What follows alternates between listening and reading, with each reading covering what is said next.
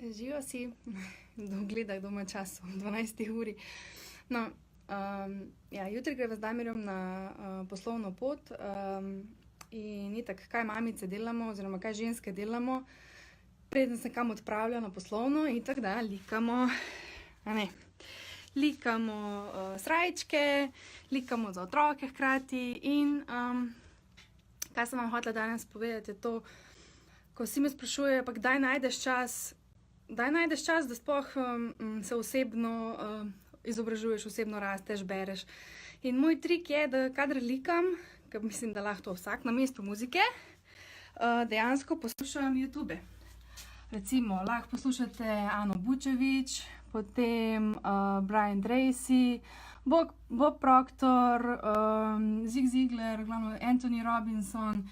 Lahko si res natipkate na YouTube same take motivacijske in ko zraven likaš, se izobražuješ in rasteš in to je to. To je ena od mojih skrivnosti, kdaj najdem čas med likanjem. In ja, pol ure, 1 uro uživam in rastem in se izobražujem. To je to. Uživajte, upam, da vam kaj to pomaga, učite se dalje in čau, čau!